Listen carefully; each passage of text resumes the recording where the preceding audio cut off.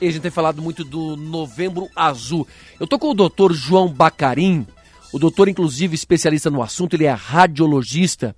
E esse mês de novembro, claro, Novembro Azul, um procedimento moderno, exatamente para o diagnóstico de câncer de próstata que está avançando no Brasil. Ô, Gilson Sodré, você está monitorando a próstata também, né, Gilson? Sempre, sempre. Você fez o quê? O PSA?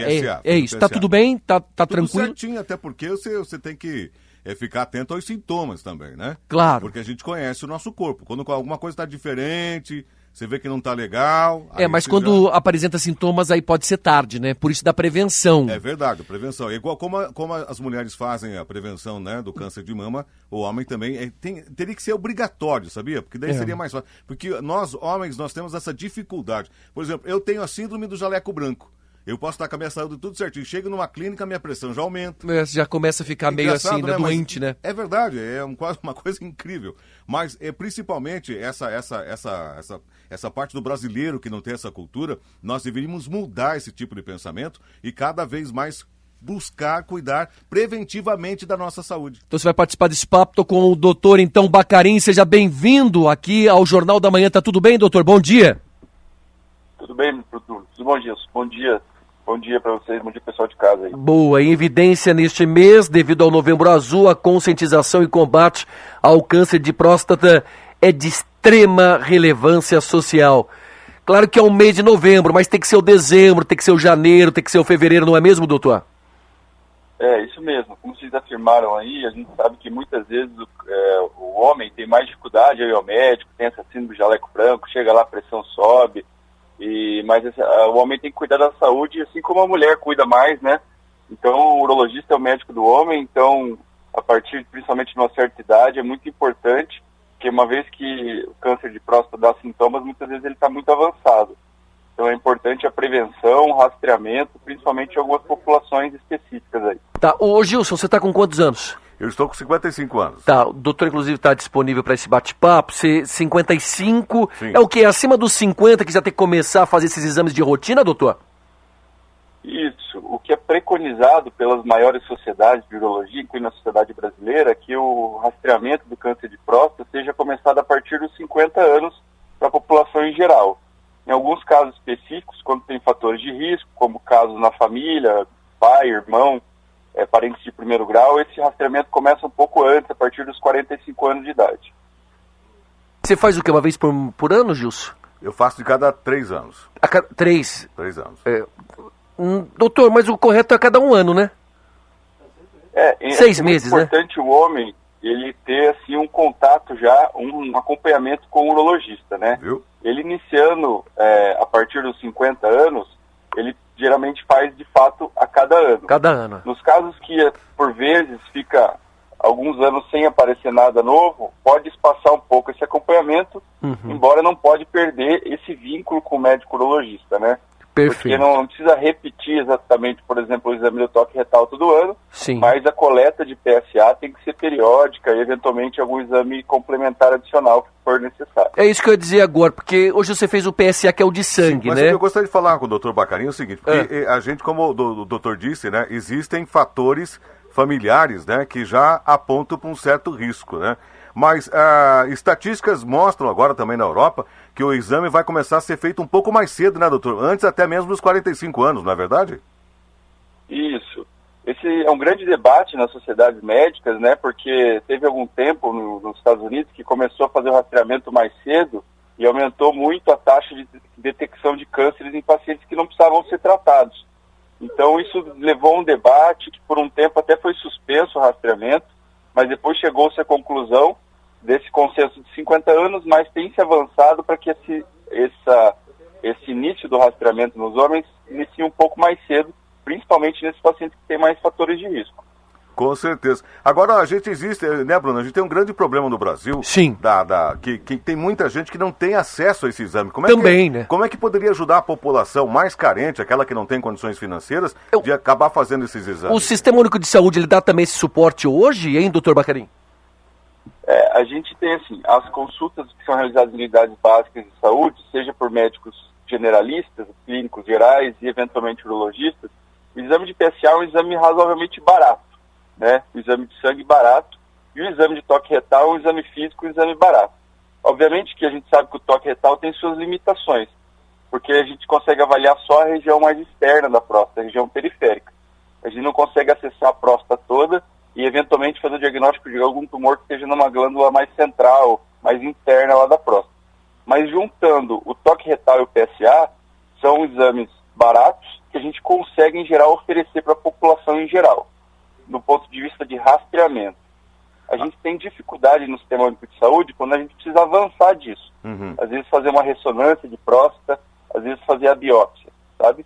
Mas para o método de rastreamento, a acessibilidade ela é mais fácil, mesmo no Sistema Único de Saúde. Então vamos supor, doutor, que a pessoa vai fazer o exame e já se constatou um probleminha ali. Como é que é o começo desse tratamento, o início desse tratamento aí para a pessoa? Bom, então uma vez que o paciente teve uma alteração do toque retal, do exame PSA, o próximo passo na investigação desse paciente geralmente é realizar uma biópsia da próstata. A gente sabe que a biópsia é um exame invasivo e muitas vezes o urologista, quando o paciente tem acesso a essa tecnologia, hoje em dia, quase todos os pacientes fazem uma ressonância magnética da próstata para fazer um mapeamento de onde pode estar essa lesão. Uma vez essa lesão sendo mapeada, a gente tem uma ressonância que chama multiparamétrica da próstata, que são vários fatores que são avaliados ali, e localizando essa lesão na próstata, se o paciente for submetido a uma biópsia, a gente tem a possibilidade de fazer uma coleta mais direcionada, mais efetiva. Não fazer uma coleta aleatória da próstata como era feita antigamente. Certo. A gente, inclusive, consegue usar a imagem dessa ressonância para nos ajudar na biópsia, sabe? E em casos graves é retirada a próstata do paciente, é isso? Seria? Ou não, não é necessariamente? Funciona assim, uma vez que o paciente teve essa indicação da biópsia, a gente tem alguns meios de realizar essa biópsia. As duas principais são a biópsia pelo reto do paciente, que a agulha passa ali a mucosa, ali a pelezinha do intestino, e a biópsia hoje que a gente tem mais moderna, que é a via perineal, que a agulha não precisa mais passar pelo reto.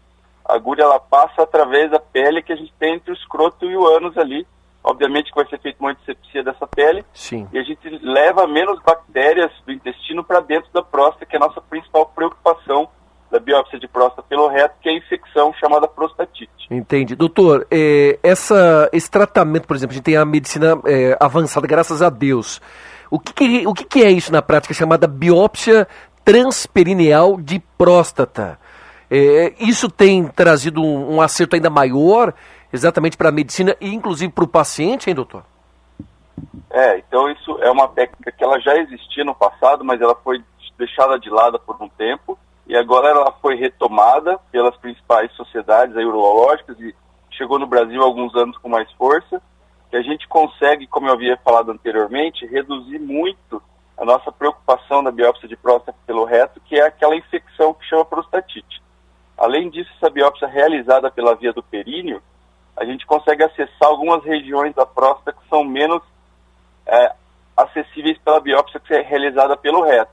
Lesões que ficam mais na glândula anterior, que a gente fala, mais encostadas na bexiga, lesões mais no ápice da próstata, na transição entre a próstata e a uretra, sabe? Então, além disso, a gente consegue, desse acesso pela via do períneo, utilizar as imagens de ressonância magnética, que a gente chama fusão, que a gente funde, de fato, a imagem da ressonância com a imagem do ultrassom que a gente tem na hora da biópsia. Então, coloca a imagem uma em cima da outra, e a imagem da lesão que apareceu na ressonância fica mostrada para a gente na tela do ultrassom, e a gente consegue fazer uma biópsia bem direcionada dessa topografia e retirar fragmentos mais precisos da região suspeita. Isso quer dizer extrema precisão, né, doutor? Isso aí imagino que para o paciente vem com um alívio e quem sabe vem já com um resultado bem melhor e bem maior expressivo do que a gente imagina, né?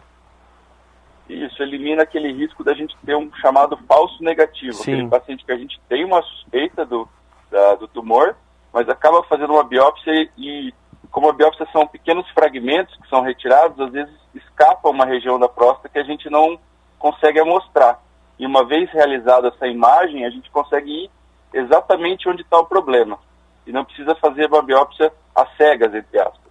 Sem dúvida. Doutor João Bacarin, já estive com o doutor, inclusive com reportagens para televisão.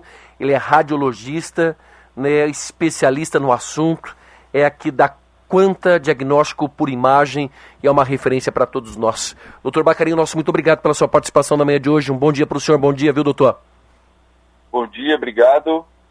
Grande abraço, excelente final de semana, né? Próstata, novembro azul. Mas vamos fazer o seguinte, vamos colocar em dezembro também, vamos colocar janeiro. Adel José, chegou aos 50, né, Adel? Como é que é feito também? PSA? Exame. Até agora, exame de sangue. Alterou, pronto, vamos pro toque. É assim que funciona. E não tem essa questão de, preconceito, vergonha. Cara, é tua vida, meu. Você tem que fazer o exame. Senão você vai morrer daqui a pouco. Baran, é toque ou PSA? É o exame de sangue, hein, Baran? Você geralmente... os dois. Faz os dois. Faz os dois. Cara, as pessoas estão morrendo por conta do preconceito do... tem que fazer o exame de... Cara, esquece isso aí, meu. Tem que fazer.